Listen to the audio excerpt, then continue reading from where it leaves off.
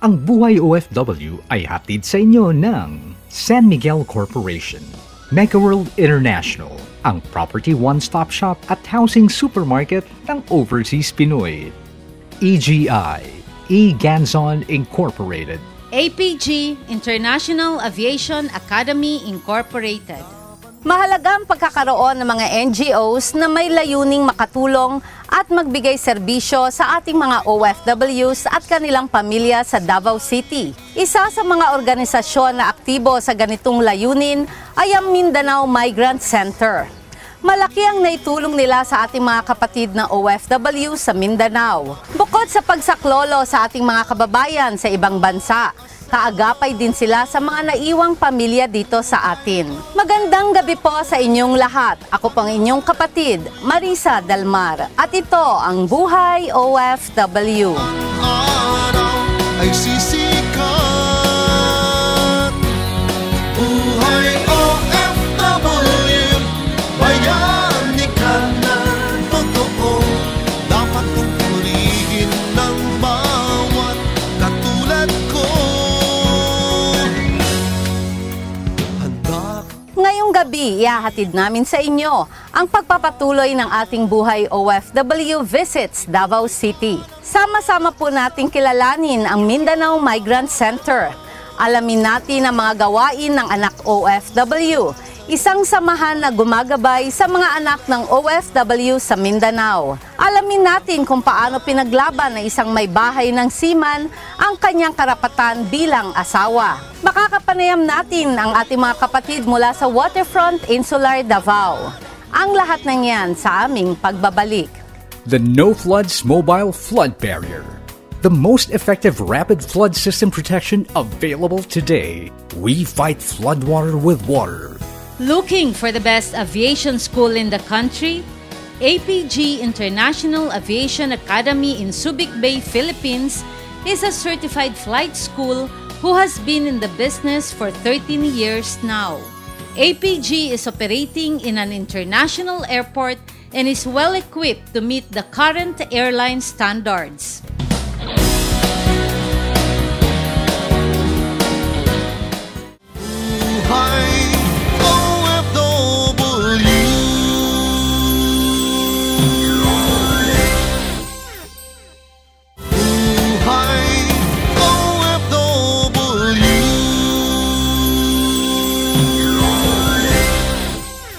Ang Buhay OFW ay hatid sa inyo ng Megaworld International, ang property one-stop shop at housing supermarket ng Overseas Pinoy. Environment Solutions Flood Barriers, Flood Protection and Flood Management. EGI, E-Ganzon Incorporated. General Building and Engineering Construction Company, Poshum Global. The Green Company, Eco-Friendly Steel Frames. Southville International School and Colleges. Cafelo Shop, providing the best business opportunity. EGI Resort and Hotel, Mactan, Lapu-Lapu, Cebu City. Magandang gabi po sa inyong mga tanan mula po sa Davao City. Ayan, binabati ko po ang mga kapatid natin sa buong Pilipinas at sa buong mundo, sa Saudi Arabia, UAE, Italy, Guam, Canada, USA, North America. Sa inyo pong lahat, magandang gabi po sa inyo. Nandito po tayo ngayon sa Buhay OFW sa Davao City at makakasama po natin ang Executive Director po ng Mindanao Migrant Center na si kapatid Nori or Inorisa Shalana Elento. Magandang gabi, kapatid Nori. Mayong gabi, Sad, kapatid Marisa Dalmar. Ayan, nako. Kapatid Nori, pwede bang pag-usapan natin itong Mindanao Migrant Center? Kailan ito na umpisahan at paano na-conceptualize? Actually, nag-umpisa po ito, ma'am, 1997. Pero officially talaga, na nag-operate kami 1998 with the accreditation ng Securities Exchange Commission. So, nag-umpisa ito ng mga kaibigan, na mga former migrant workers, may mga academ, may mga pari, mga social entrepreneur din na kasama natin dito. Napakaganda. Ano ba ang mga naitutulong natin dito sa Mindanao Migrant Center para sa mga unahin natin, para sa mga kapatid nating OFWs, yung tinatawag natin mga nagsibalikan, yung mga distress, yung mga anak ng OFWs, isa-isahin natin? Una, ang Mindanao Migrant Center ay isang rights-based migrant center. So bilang rights-based migrant center, yung kanilang human rights ay tinutunugan natin. So marami yan. May mga distressed na karamihan sa kanila ay pumunta dito sa atin, or yung mga pamilya ang pumunta rito to ask for assistance, yung mga nagka-problema ng mga OFW. May problema din tayo na nirespond with regards to mga sexually abused na mga anak OFWs. Kasi left behind families, no? In 2010, I remember meron tayong incest na mga kaso, no? At ang mga culprit, sabihin natin culprit, ay mga guardians. Ito yung rights. At hanggang ngayon, patuloy pa rin yan.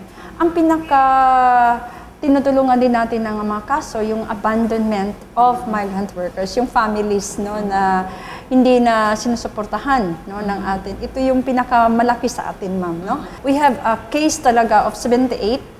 But itong 78 cases? Yes, 78 cases involving more than 200 individual. Kasali itong mga anak, no, na inabandon na. And the most active ngayon, 33, yung pinaka-latest. 33 cases. Kasi itong 78 cases natin, ma'am, kung minsan ayaw na nilang i-pursue yung case kasi masyado frustrated na sila. So, maraming mga problema ba, no? Sa hindi nila, sabi nila, mukhang wala na yatang resolusyon. Itong 33 cases, ma'am, ito ay hanggang ngayon ongoing. Okay. At meron silang organization. Kapatid Noy, ang tanong ko, paano tinutulungan ng Mindanao Migrant Center itong mga kasong ito? Through legal counsel ba? Yes. Through counseling? Yes. Paano paraan? After the moment they came to the office, ini-intake natin yan. So, depende ho sa kaso na dinulog nila. So, if the case requires a legal case, at gusto ng kliyente natin, kasi kung minsan gusto na nilang mag-pour out, no, ng kanilang mga hinanakit o kaya yung kanilang problema, so usually naman ay counseling and referral ang ginagawa natin. Okay. Pero kung kailangan nila at gusto sila magpatulong doon sa legal case, cases na. So mag-ano din tayo kasi meron tayong pool of legal counselors na pro bono ito, ma'am, na nagbibigay ng assistance sa ating mga distressed migrants. Okay. Paano natin sinasaklolohan ang mga distressed OFWs natin mula sa ibang bansa? Nagkaroon ba ng kaso kayo na ganyan? Meron. Meron din tayo kasi ang mga tinatawag nating mga abuses, sexually abused, ang karamihan dito mga domestic workers, yes, no?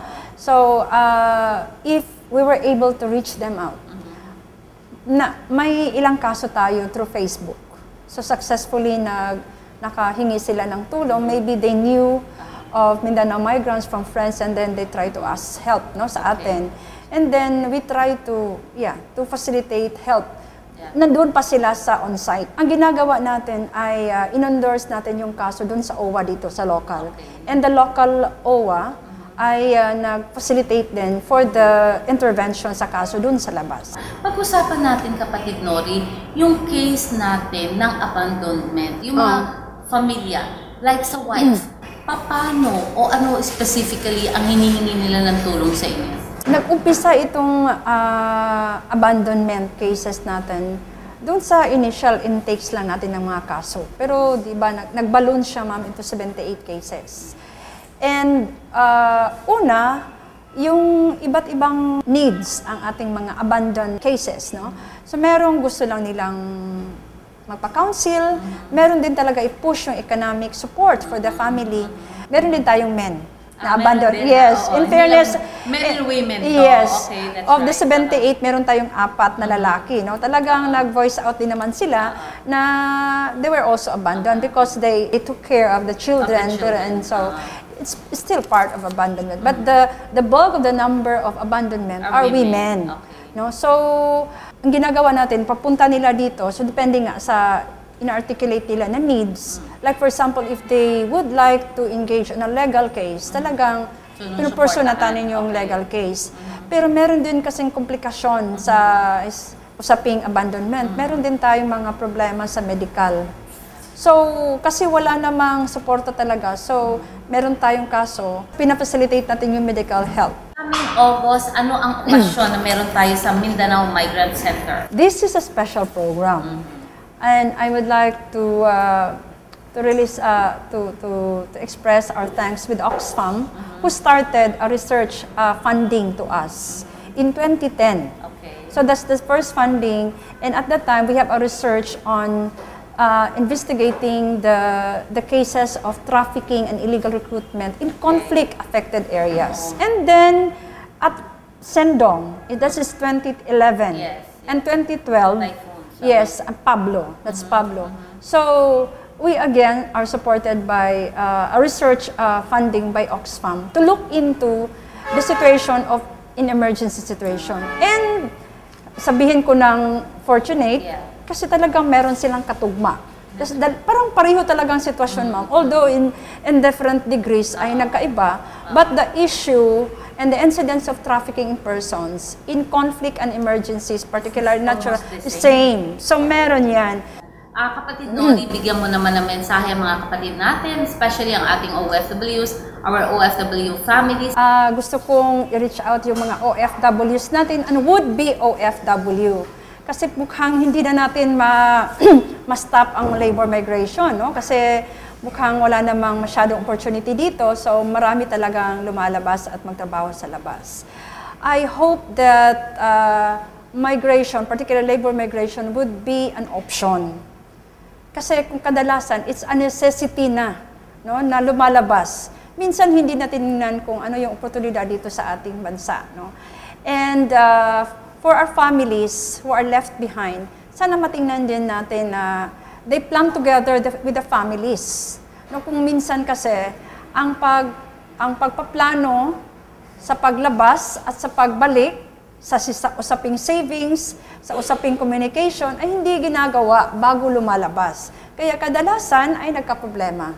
So I would challenge and I would really convince or encourage families that they will discuss it seriously. Pag merong isa o dalawa na kapamilya nila na gustong mag-abroad, they have to talk it together and they also have to plan it together. Sana isiping hindi ito permanent and that they will go back and that everything should also be in place bago sila lumalabas. Magandang usapin din na dapat alam nila yung kanilang human rights, no? Yung kanilang yung karapatang pangtao. Kung minsan merong mga problema tayo dyan, pero dapat alam nila kung saan sila lulugar pag nandoon sila sa labas. Iba yung mga laws, iba yung mga kultura doon and values, dapat malaman nila lahat yan. Tayo, kapatid. Salamat po kayo. Thank you. Isa sa mga layunin ng Mindanao Migrant Center ay ang mapalakas o ma-empower ang mga kababaihan para matutong tumayo at lumaban para sa kanilang karapatan. Para maisakatuparan ang layunin na ito, malaking bagay ang mabigyan sila ng kaalaman ng iba't ibang pamamaraan para kumita.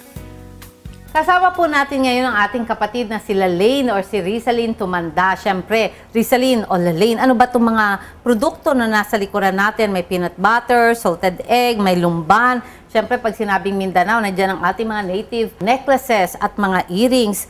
Paano nagkaroon ng ganito mga produkto dito sa atin sa Migrant Center? Ito po ang mga ilan sa mga produkto ng mga returned migrants, mga anak OFW at saka mga families of OFW. Paano yung capitalization? Sino muna magbibigay ng pera para makabili ng mga ingredients at mabuo ang mga produktong natin para maibenta ng ating mga OFW families? Para po dun sa mga nangangailangan, nag-assist po tayo ng very minimal amount. Pero ngayon, ang effort ng office ay ini-encourage natin sila na mag-put up ng kanilang capital build-up or mag-savings para doon na magagaling ang kanilang capital para sa maliliit na negosyo nila. Okay. Lane, saan naman napupunta yung income na ito pag naibenta na? Ginagawa po ng office, sila ang nagde-develop ng produkto. Binibili ng office, tapos ang office natin, isa sa mga market nila sa kanilang produkto, aside doon sa mga tindahan malapit sa kanila or mga kaibigan na bumibili. Okay. So, ibig sabihin, nagkakapital muna yung ating mga OFWs, then binibili ng center para naman pag nabenta, dito naman kukunin yung mga livelihood projects natin, supplemental para sa ating office. Ito po ay parang initial na step natin para mabuo yung OFW market natin. Maraming salamat, Lalaine, at syempre, magbabalik po ang Buhay OFW. The No Floods Mobile Flood Barrier. The most effective rapid flood system protection available today. We fight floodwater with water.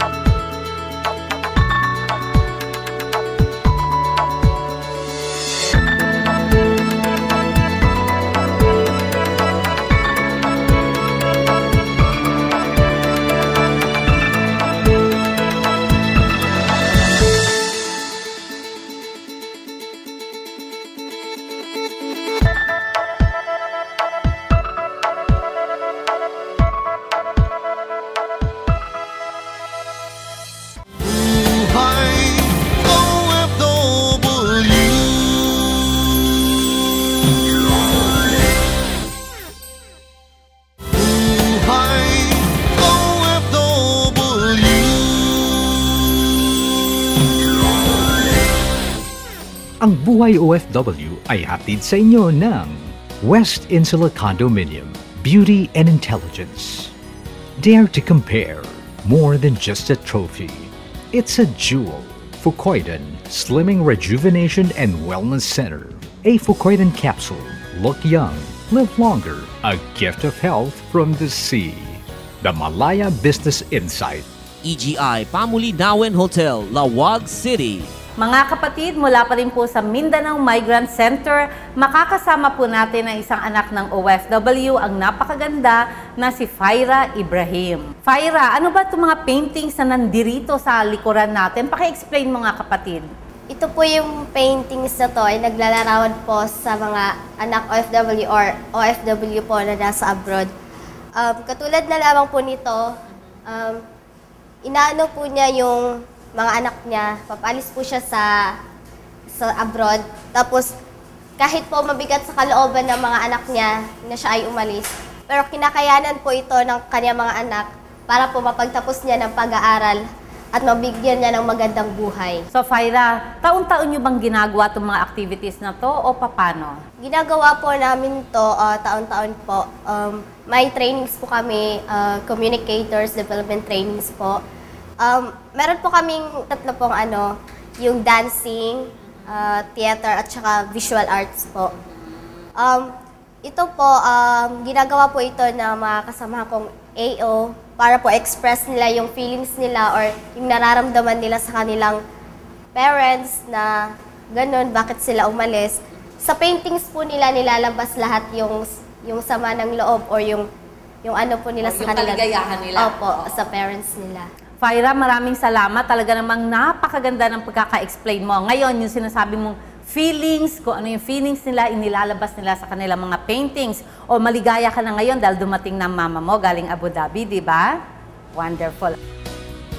Isa sa mga proyekto ng anak OFW para sa mga anak ng mga migrante manggagawa ay ang pagsasanay sa kanila na makapagtabi at matutong mag-impok ng pera mula sa kanilang allowance o yung pang-araw-araw nilang baon sa eskwela. Hango ito mula sa proyektong Treasure Locker o Coin Bank ng Klagenfurt, Austria. Sa pamamagitan ng programang ito, tinuturuan ng mga anak ng OFW na bigyan halaga ang mga pinaghirapang pera ng kanilang mga magulang na OFW. Nandito pa rin po tayo sa Mindanao Migrant Center at kasama po natin of course si Nanay Salome na minsan pong nakipaghiwalay sa kanyang mister at kasama rin natin ang ating social worker na si Jane mula po sa Mindanao Migrant Center. Siyempre, ang una ko pong katanungan kay kapatid Salome ay kanyang mister. Ano ang trabaho ng mister mo, Nanay Salome? Kailan siya umalis at saang bansa siya nagtatrabaho? Yung asawa ko, nag-alis siya na papuntang abroad is 2010. Isa siyang Seafarers Internationals sa siya, Magsaysay Maritime. Yung barko niya, passengers, Azora. Tapos nagsimula yung mga pangyayari, yung dito pa siya, hindi pa siya nakasakay. Okay. Simula siya na meron siyang babae, tapos umalis siya, tapos sila na, pag uwi niya, hindi na siya umuwi sa amin. ano na siya, doon na siya pumunta sa babae niya. 4 years yun siya. Nanay Salome, kailan nagsimula ang problema ninyong mag-asawa? Nung sabi mo nga, nalaman mo na meron siyang ibang babae na kinakasama. Hindi pa siya nakaalis, meron na siyang babae. At tapos, pag dumating na siya dito, hindi na siya uuwi sa amin. Doon na siya sa Tapos magkita lang siya sa mga anak ko sa mga mall. Sabihan man niya na magkita daw siya kaya dumating na daw siya dito sa Pilipinas. Paano ang suportang pinansyal na ibinibigay sa iyo ng asawa mo? Yung suportang pinansyal kasi nag-usap kami tapos hindi man din pwede yan siya si Paris na hindi siya, kasi married man ang nilagay niya. Ako, pero kaya kulang lang kasi yun yung pinaglalaban ko. Kaya ako lumapit sa MCC kasi hindi ka siya, 4 man ang anak ko, 3 college, saka 1 high school. Tapos yung trabaho ko lang, yung mga nagtinda ng kakanin.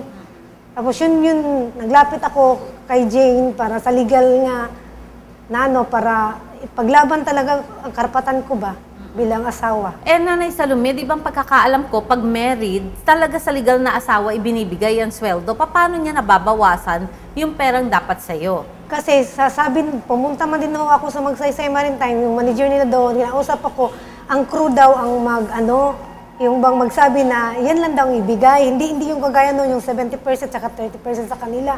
Hindi, sila na daw. Kasi ipinaglalaban din sa mga crew kasi kung malaki daw sa pamilya, pagdating daw wala na daw pera sila. Kaya ganun daw ang pangyayari. Ngayon ba, sa panahong ito, maayos na ba kayong mag-asawa? Kumusta naman yung babae niya? Di po, ganito kasi yan siya. Iniwalayan na niya yung babae, tapos hindi namin alam na dyan siya uuwi. Umuwi din siya, pero hindi kami as a couple talaga.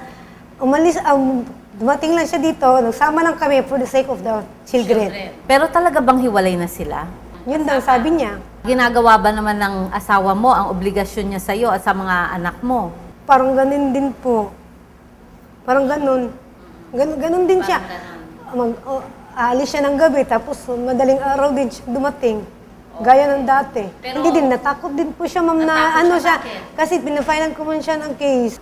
Finailan mo pala ng legal case, so natakot siya. So ang ginawa niya, bumalik muna siya sa'yo para siguro mapacify ka. Ngayon, magkasama uli kayo. Ilang taon na ba kayong kasal? 17 years po. Kumusta siya bilang tatay? Wala akong problema basta sa mga anak, nag-support talaga siya. Pero nung siya, may babae siya, nahirapan talaga kami, pati anak namin, dinamay niya ba?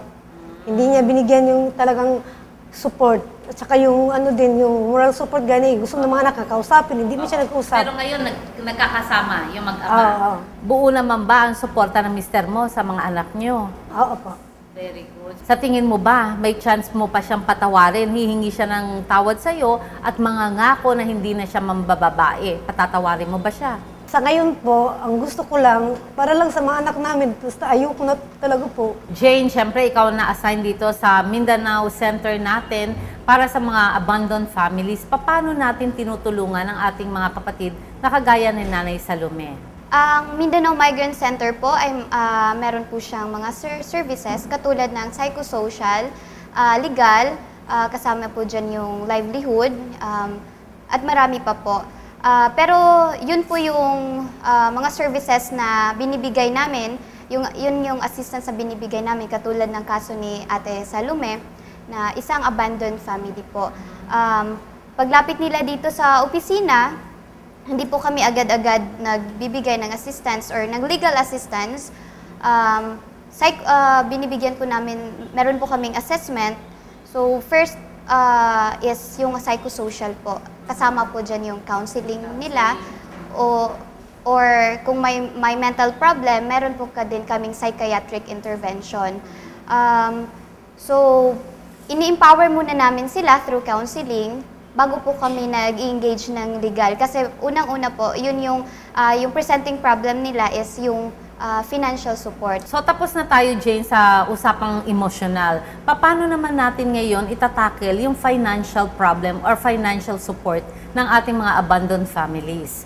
Siyempre, psychologically, physically, financially, problema yan, di ba? So paano natin tutulungan dito sa Mindanao Migrant Center? Considering po, siyempre, kasi most of the OFWs, may limitasyon po tayo, lalo na kung kasulukuyang active yung OFWs.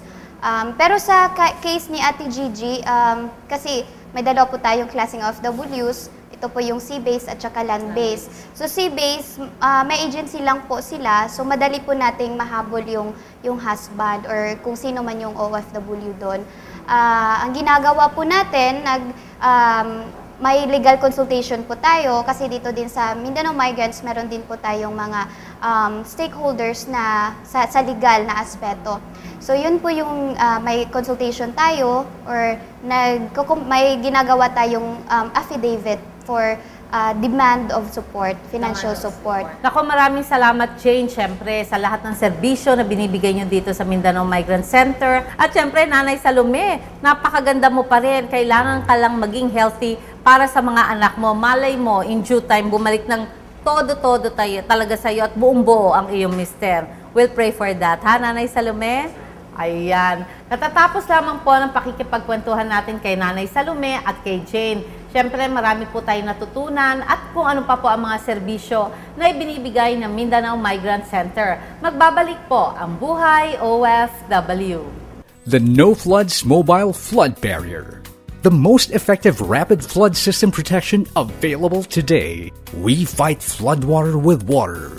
Why choose APG? APG offers airline training program that accepts students from zero experience. APG is consistently focused in giving 100% to quality training and safety of its students. It is equipped with a high-class flight simulator facility to better prepare its student pilots in any simulated environment.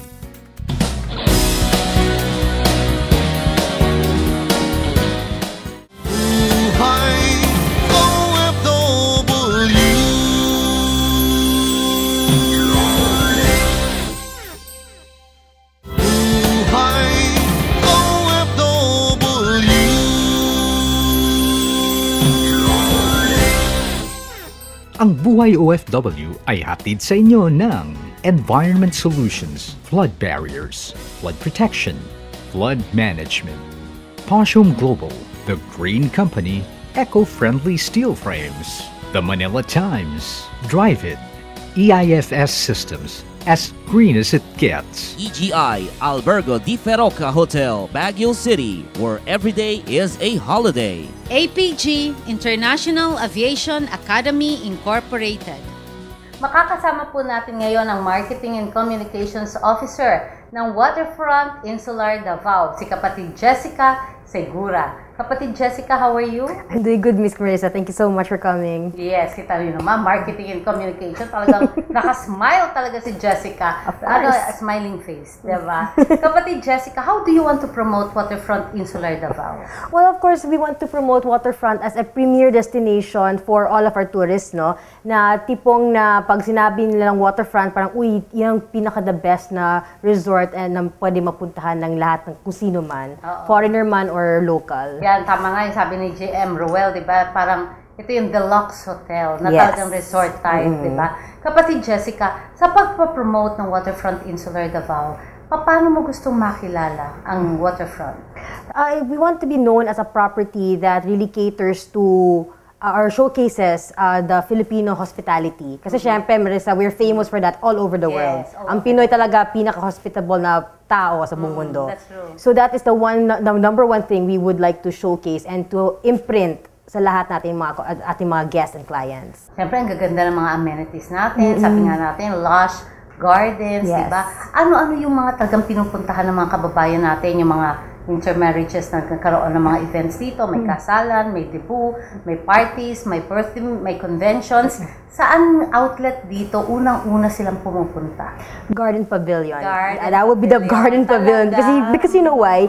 It's the only place here in Davao kasi na it's in a garden setting with a beach background. So it's really very interesting, and yun ang hinahanap ng most of our foreign guests. Yeah, tama yan. At saka syempre, when it comes to food, ano naman yung outlet na gusto nilang puntahan? It will be the Cafe Uno and Pizzaiolo. For Pizzaiolo, I highly recommend our pizza. It's the best in town. We have to taste that. You have to, yes. Alam mo, nakita natin, talagang napakasarap ng pagkain natin sa Cafe Uno. Yeah. Ngayon, when promoting Waterfront Insular Davao to our OFWs and all our Filipinos abroad, paano ang marketing strategy natin? Well, for promoting abroad, we have the social media, of course, and we also have our website. And for those who want to book outside or who are outside the country, we have naman the global distribution systems or online travel agents. So they can do that also. And also for partnerships like this, Buhay OFW po, it will help us also promote Waterfront Insular Hotel Davao to the world. Yung pool natin, how deep? It's 10 feet deep. 10 feet? Yes. Yung pinakamababaw? Pinakamababaw, mga 4 feet naman. Okay, 4 feet to 10 feet. Tapos Yes. ano yung mga amenities? Di ba, meron tayong spa, Pacify Spa. Anong makikita natin dito? Sa swimming pool. Well, we have our cabanas, which are just recently repainted. So, bagong-bagong itsura niya.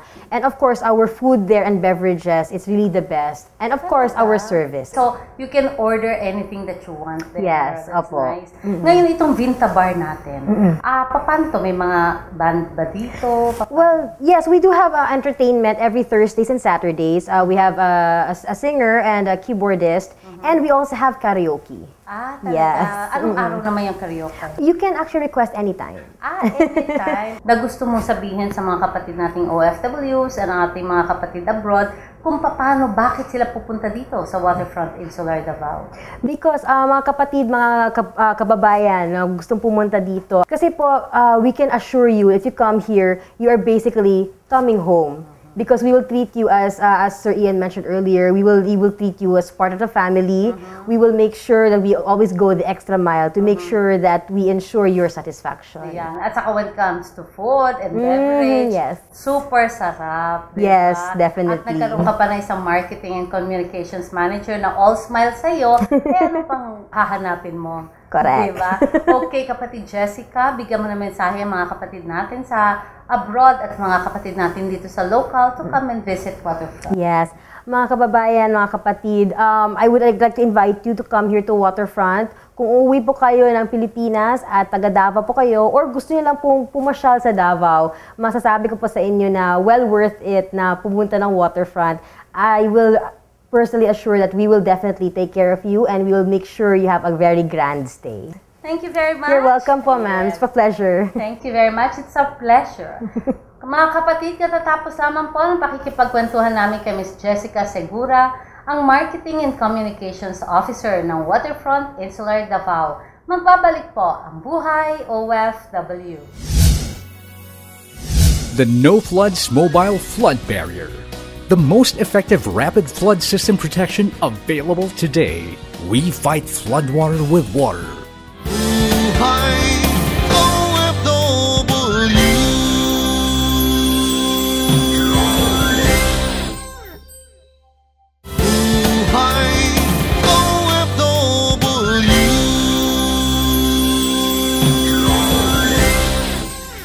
Ang Buhay OFW ay hatid sa inyo ng San Miguel Corporation.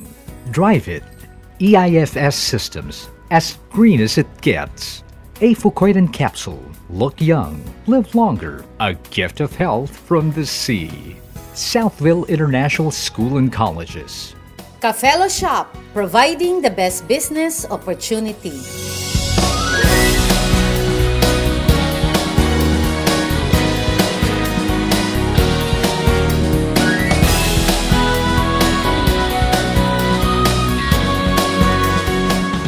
Naroon ang Buhay OFW sa inauguration ng multifunctional 5-story building na tinawag na New Administrative Building ng South Mansfield College. Kasama ng butihing Vice Mayor ng Lungsod ng Muntinlupa, Vice Mayor Artemio Simundak, ang Presidente ng South Mansfield College at Southville International School and Colleges, Dr. Mar Ferenal.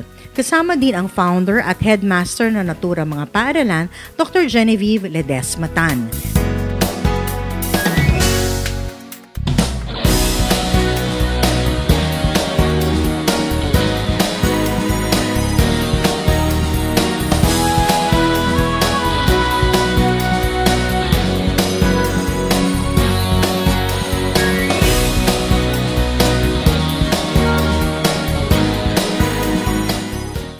nagkaroon ng simpleng programa para sa opisyal na pagbubukas ng new administrative building ng South Mansfield College sa Muntinlupa City. We are not looking at the immediate future, but we're looking forward to the far future.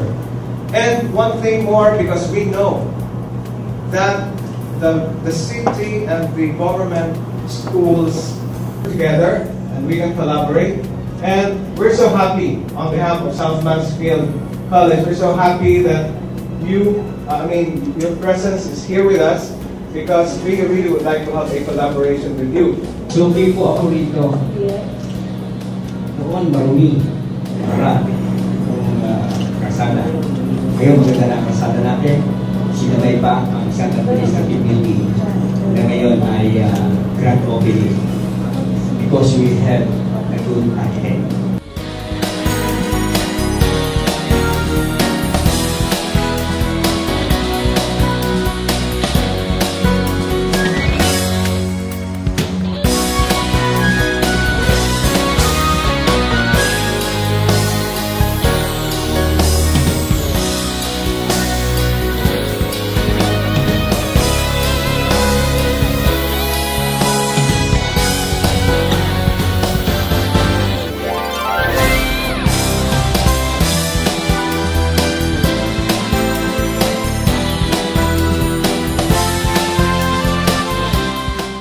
Ang bagong gusali ay magiging tahanan ng bago at mas malawak na library, mga bagong classrooms, computer laboratories, multipurpose hall, playroom, cafeteria, students area at administrative offices. Ito ay alinsunod sa commitment ng South Mansfield College na makapagbigay ng safe, secure at best facilities para sa kanilang mga mag-aaral.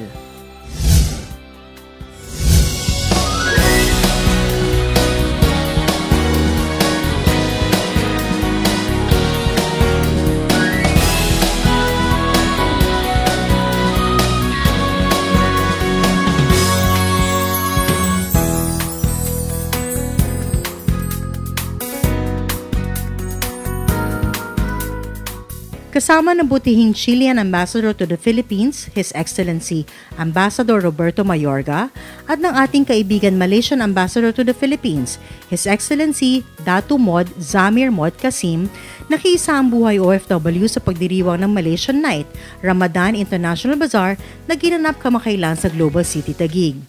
Ang kauna-unahang Ramadan International Bazaar ay pagtatanghal ng iba't ibang pagkain at sari-saring kultura ng mga kapatid nating Muslim ng East Midwest. Matitikman dito ang halal international cuisine at mga imported na halal food. Makikita din sa kanilang kakaibang exhibit ang mga halal non-food products.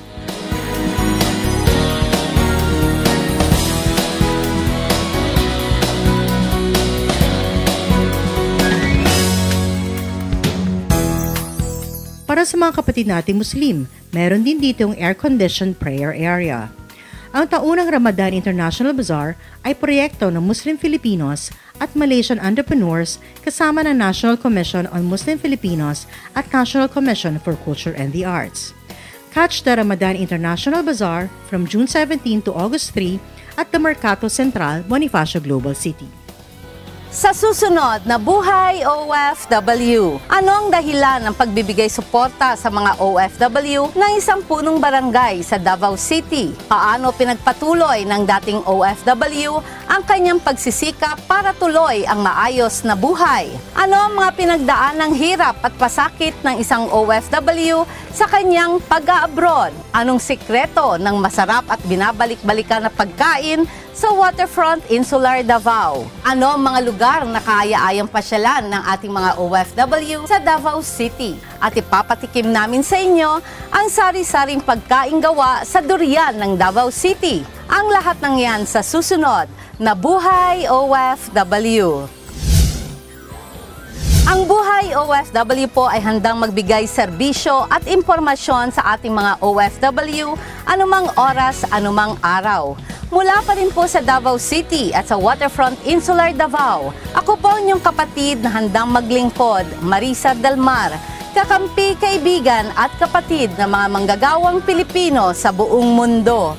Ito ang Buhay OFW.